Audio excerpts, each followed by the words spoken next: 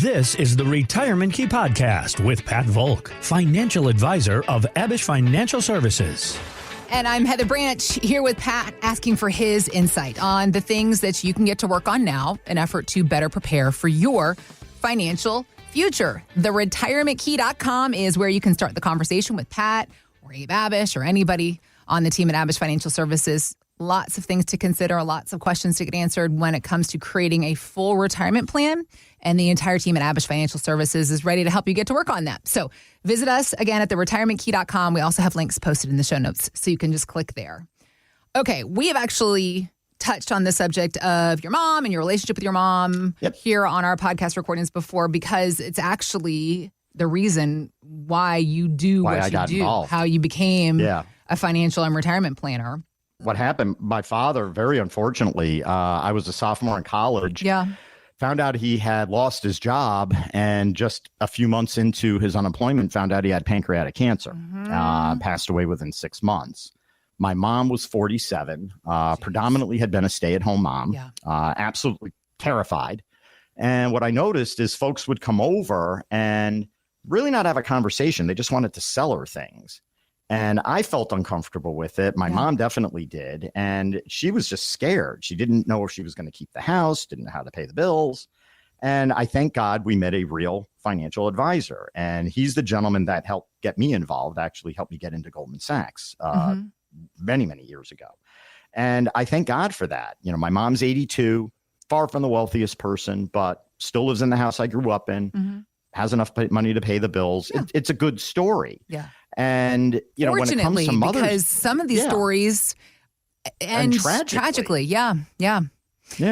And, you know, here we are coming up on Mother's Day. Well, that's the thing. It is the season to celebrate moms in the month of May. That's where we are. It is. There was this card. Everybody's out. Oh, you know what's the funniest thing in the world is the Saturday before Mother's Day. Go to any card aisle and you look down the road and there's just dudes standing there just like trying to fight.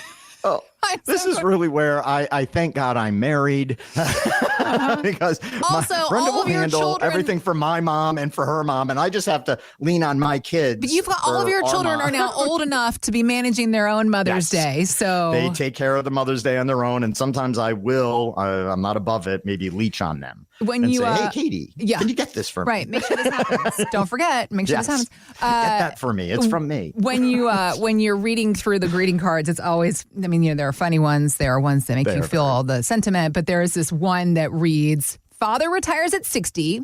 Mother never retires. She works for her husband and her children. She looks after her grandkids. She looks after everyone. Everyone retires, but mother never retires." And listen, I'm not even one of these like burn the bra kind of ladies. It just is what it is. I mean, there's studies that have proven even full-time working women still do most of the housework. It's just this thing that we have within us. We can't let it go. Well, a very important topic is long-term care. Right.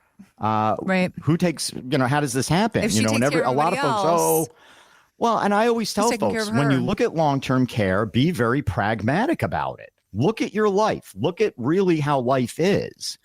Most of the time, men do not go into nursing homes, not because we're healthy, blah, blah, blah.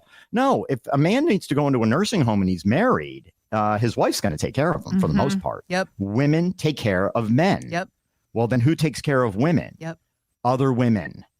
That's the fact. And when I sit with married couples, and again, this is going to be an extreme, oftentimes I'm speaking to them and I see two very different outlooks on retirement. Really? I see oftentimes the man's coming in, maybe a bit of a do-it-yourselfer, kind of has an idea, maybe a little bit more aggressive and very optimistic. Like, oh, we're going to do this. We're going to meet this challenge.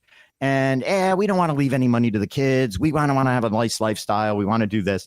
Whereas then you look at the wife and suddenly she's like, well, I might live a lot longer. I do want to leave a little bit to the kids. I am concerned, you know, with what's going on in this because I don't understand it. And I trust my husband, but I hope this all works out. And it can be, you know, oftentimes marriage counseling. in the middle of these sessions. Yes. Financial advisors have a side hustle, and that's being therapists. Yes. That's what I've always and said. It truly is. And that's really where I would say the older I have become, the more experience I've had just in life, the better an advisor I've become because I can understand what you're going through. Yeah. I've been there. Yeah. And it is very scary. But this is really where in setting up a plan, maybe having that guaranteed income, that conservative route is going to give a peace of mind. It's going to lend a calm to the retirement because you're going to be looking at guaranteed income streams. That is probably one of the biggest factors folks are dismissing when it comes to planning. If we include a guaranteed income stream, I don't care if it's from Social Security, maybe it's from a pension, or maybe you create your own pension with an annuity. And you can put different bells and whistles on there. Right. Maybe you have an annuity that is going to have a fairly decent death benefit. Maybe you have another annuity that has long-term care provisions where the income can rise if you do need at-home care or nursing home care. There's lots of provisions there. And I would say this industry has not done regular folks any favors by beating up on these annuity products. Now, back when interest rates were very high and you could do it in bonds, maybe that I could understand where some folks were against them, and they weren't always that good. But when interest rates went to zero, now they're rising, they are extremely attractive, especially with folks that are concerned. Are we going to have a soft landing here? If I'm sitting with you and you are concerned that, I don't know if we're going to keep our reserve currency status. I hear about the BRICS. I'm concerned with what's going on in Europe, what's happening with China. Yep. We're in too much debt. Things are falling to pieces. But then I say, do you want to do something conservative to maybe protect you from all of that fear? I don't know about that. I want to stay in the market. We can't have the two things existing simultaneously. Okay. We need to make a decision. And what I'm hearing when that happens is fear of missing out. No one cares about your portfolio except for you. Sure. No one cares what your rate of return is. No one cares what you're investing in. And if you just made the best call in the world, who cares? What is going to matter is the income that you can provide you and your family. Right. That's all that matters. Right. And so it is a little bit more selfish. Nothing wrong with some selfishness here. Take care of yourself. Probably one of the biggest gifts a mother can give to their children is to not be dependent upon them, to guarantee your income. The biggest gift you can give to your children is to say, I'm not going to be a financial burden. I'm here. I've taken care of myself. And not only that, I'm trying my best to leave something behind. Yeah. That's love, if there ever was a definition of it. Yeah. You're taking care of yourself, but by doing so, you are taking care of others. Yeah. Give your family what they need, not what you think everybody else says you need. Give yourself what you need. And that's why we want to run that personal plan. Right. These are confidential conversations. We want to look at the plan. We want to make sure your income is set. And I'm not just looking for you to get your income set for the first years of retirement. That's exciting. What about when you're in your late 70s? What about when you're in your 80s? When your health isn't as good? Yeah. Are you going to have that income stream? Or are you going to be looking at a wild market, trying to tune into CNBC and see what's going on out there? I'd rather not do that in my retirement. Right. I'd rather just spend it with my family, know my income is safe, and I don't have to worry about the market at all. That's what our goal is for you, for all of our clients. That's right. Peace of mind, give them the income. And again, it's a serious conversation. It is a change of mindset, but this is what happens. It's a change of mindset to retire. If you're changing your mindset, your money should change its mindset. It shouldn't be focused on the same things. You're not, it shouldn't be. Get an income plan. And that's what we need to do.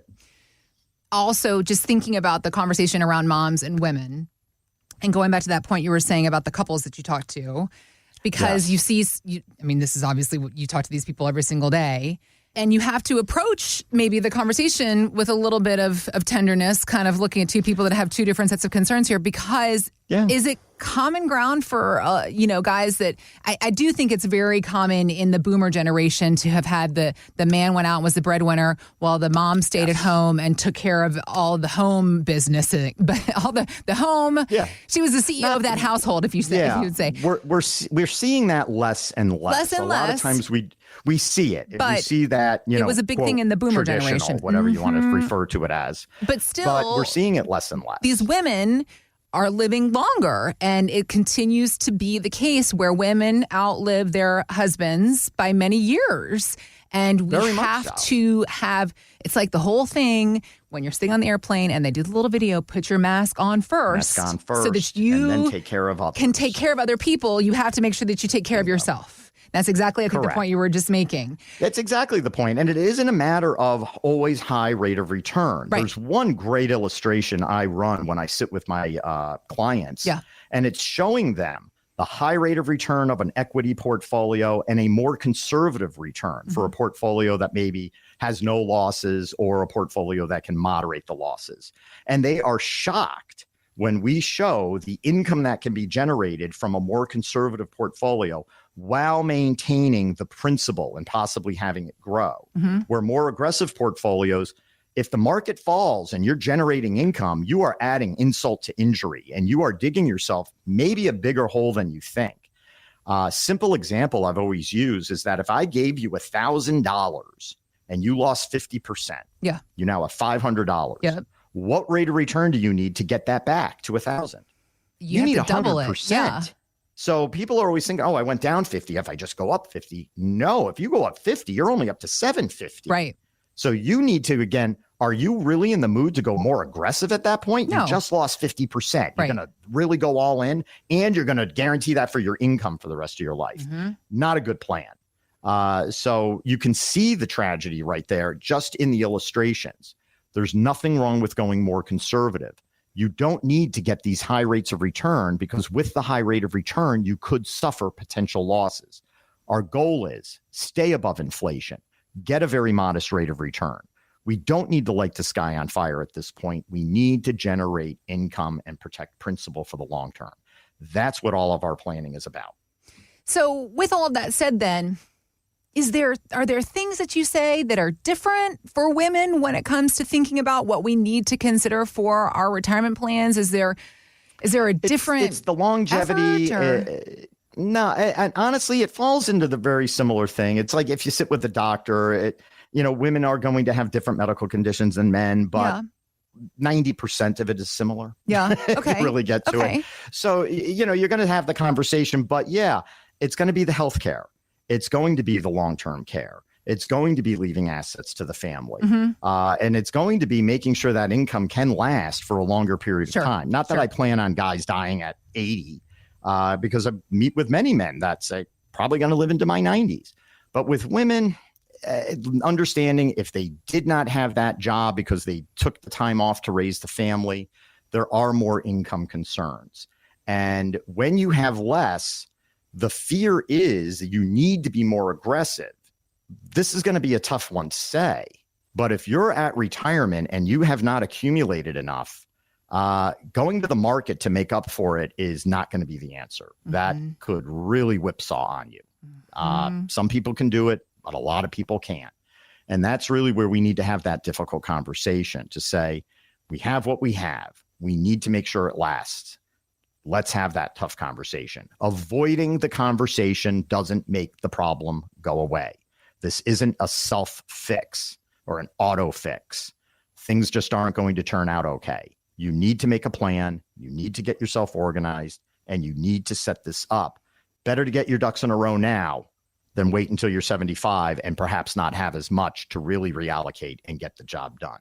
Take care of the problem now. But with that said, and something else that we've talked about in our conversations is the idea of opportunities that do exist now that haven't existed in some years, thanks to higher interest rates and all those things.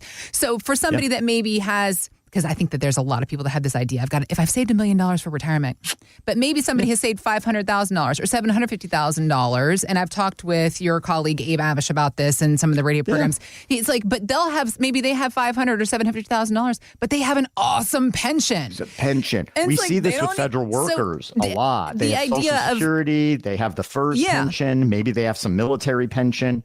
And there are a number of clients that we meet that I refer to as pension strong. Yeah. They have the majority of their income, or if not more than their income need, being satisfied. Well, those clients, maybe they don't need another income generator. Maybe they can go a little bit more aggressive.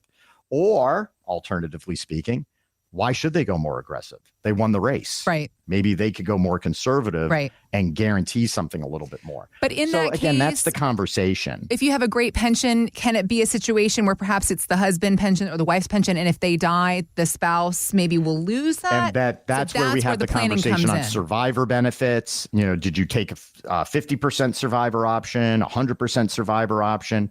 Let's talk about Social Security. Maybe we want the individual with the larger Social Security benefit to defer to their full age, or maybe even age 70. Yeah. Not because we think that is, it's the better income, etc. What if that person dies? We're now leaving a larger survivor benefit to the spouse, most likely the wife in that particular case. Okay. So that's where we would say, what are the income sources going to be if your husband passes? Are there life insurance benefits, et cetera? So we know if, God forbid, your husband passes today, he gets hit by a bus in the parking lot, that you're going to be fine. That actually encompasses a lot of the couples that come in. Yeah. Because if it was the man alone, he probably never would have come in. But he comes in with his wife, and obviously he loves her. He wants to take care of her. Yeah. And it can be a bit of I got to let go. I got to kind of humble myself, but it's for the best because you're doing this to take care of somebody else. Got to look out. Got to look out for your people. Got to take care of everybody. Who else is going to do it? That's if you don't do it, nobody else is going to do it. That's right. Good news, though. You're here to help. Abe is here to help. Everybody at Abish Financial Services. You don't have to figure this stuff out by yourself. That's the big thing. The big stressor for some people is they're like, I don't even know where to start. Well, it starts with just visiting us. The retirement It starts with a conversation. There it is. There's no obligation for a conversation. That's right. Just getting some information, just having a conversation, just figuring some things out and figuring out where we're headed. Education to a decision. Absolutely. Education to a decision. The more you understand, the more comfortable you're going to be, and you're going to make better decisions. TheRetirementKey.com is where you can go to start that conversation with Pat, with Abe, with everybody at the team at Abish Financial Services. We also have links posted in the show notes, so you can click there and get to work on this plan for yourself and your spouse and your kids and grandkids. There's lots of people to look out for. We're trying to help you look out for all of those factors. So again, TheRetirementKey.com. Thanks for listening to the Retirement Key Podcast. Be sure to listen to the Retirement Key radio show Saturdays and Sundays on WMAL. Investment advisory services offered through Abish Financial Wealth Management, LLC, number 310633, a registered investment advisor firm. Financial professionals are not licensed in all 50 states. To find out if Abish Financial Services is licensed in your state, please call 571-577-9968. Abish Financial Services is not affiliated with nor endorsed by the Social Security Administration or any other government agency and does not provide legal or tax advice. Annuity guarantees rely solely on the financial strength and claims paying ability of the issuing insurance company. By contacting us, you may be provided with information about insurance and annuity products offered through Abish Financial Services, Inc., Virginia Insurance License number 127820.